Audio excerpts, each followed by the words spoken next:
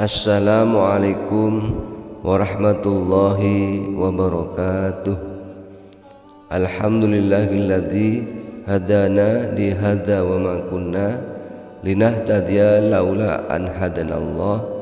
Asyhadu an la ilaha illallah wahdahu la syarikalah wa asyhadu anna Muhammadan abduhu wa rasuluh la nabiyya ba'dah.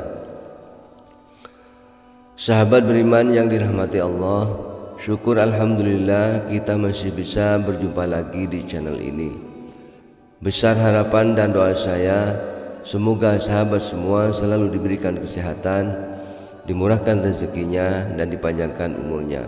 Amin, Allahumma amin. Semakin berjalannya waktu, semakin banyak penyalahgunaan yang terjadi dalam berbagai bidang. Parahnya lagi dengan alasan hanya mengikuti tren.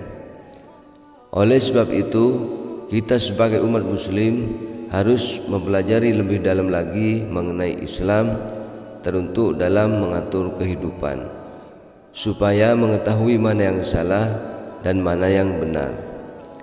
Ekonomi ialah salah satu tindakan yang penting dalam mengatur kehidupan kita. Dengan adanya ekonomi, hidup kita menjadi lebih mudah dan teratur. Salah satu kegiatan ekonomi yang sering kita perhatikan dan lakukan ialah jual beli. Dalam bahasa Arab, jual beli disebut al-ba'i dengan arti tukar menukar barang. Menurut Imam Syafi'i, jual beli merupakan pertukaran harta benda dengan benda lain, dapat dikelola dan disertai dengan ijab qabul sesuai dengan syariat. Hukum asal jual beli adalah mubah menurut Al-Quran, sunnah dan jima' ulama. Untuk mendatangkan keberkahan dalam kegiatan jual beli, kita harus mengetahui dan menerapkan rukun dan syaratnya terlebih dahulu, khususnya di zaman yang dinamis ini, agar tidak salah kaprah dalam menjalaninya. Tetapi banyak dari kita yang hanya ingin melalui cara instan seperti transaksi ilegal. Transaksi jual beli terlarang. Dikatakan terlarang karena tidak memenuhi rukun dan syarat dari jual beli. 1. Maisir.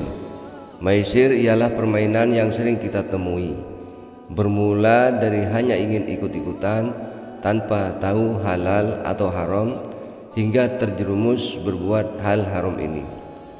Syarat permainan ini dilakukan dengan adanya taruhan dan sudah disepakati bahwa si pemenang akan mendapatkan keuntungan yang diberikan oleh pihak yang kalah.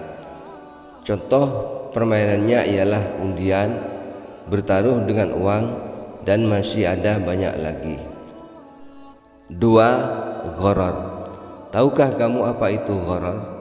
Gharar merupakan suatu transaksi yang sering terjadi tapi banyak yang tidak sadar dan mengetahuinya. Gharar disebut transaksi tidak jelas karena si pembeli tidak mengetahui keadaan dan fisik dari barang yang dia beli, begitu pula dengan si penjual sendiri. Transaksi ini harus dihindari karena dapat merugikan satu pihak. Contohnya tidak jauh dari kehidupan sekitar kita, yaitu menjual buah-buahan yang masih di pohonnya. 3. Tadlis. Tadlis adalah jual beli yang menyembunyikan identitas suatu barang terhadap si pembeli. Dengan itu, si penjual mendapatkan keuntungan lebih karena merugikan pihak pembeli. Salah satu contohnya ialah mengurangi takaran timbangan dari suatu barang yang dijual. Misalnya, kamu sebagai seorang pembeli buah jeruk, kamu ingin membeli jeruk sebanyak 1 kilo.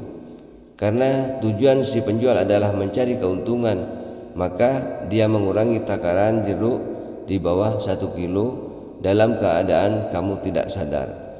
Dari situlah terjadi transaksi haram yang disebut tadlis. 4. Riba. Riba merupakan hal sangat sering kita jumpai juga. Banyak yang telah mengetahuinya, tetapi tetap dilakukan. Wa harramar riba, dan Allah telah mengharamkan riba. Quran surat Al-Baqarah ayat 275. Sudah jelas bukan? Allah Subhanahu wa taala sangatlah mengharamkan riba.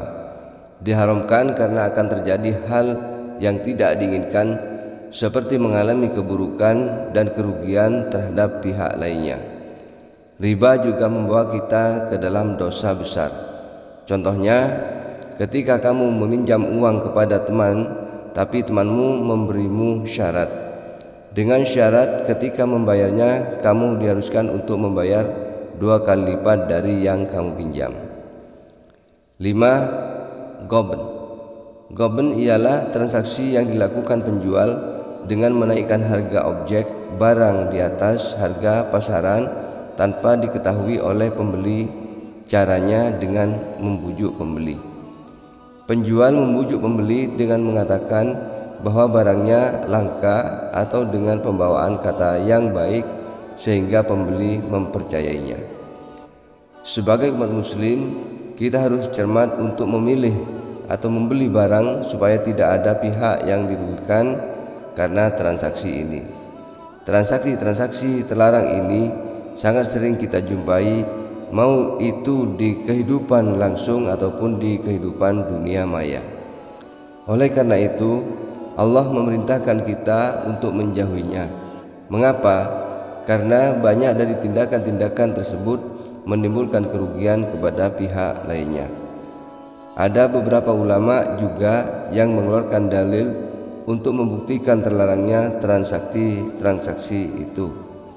Allah telah memerintahkan kepada kita untuk selalu melakukan hal-hal yang diperintahkan dan menjauhi segala larangannya. Semoga kita dijauhi dari segala hal-hal tersebut dan semoga bermanfaat. Amin. Demikian yang dapat saya sampaikan pada kesempatan kali ini. Lebih dan kurangnya mohon maaf yang sebesar-besarnya. Yang benar datangnya atas bimbingan Allah Subhanahu wa taala yang Maha benar, dan yang salah, khilaf ataupun keliru itu dari saya pribadi sebagai manusia biasa yang tidak pernah terlepas dari salah, khilaf dan dosa. Akhirul kalam, wassalamualaikum warahmatullahi wabarakatuh.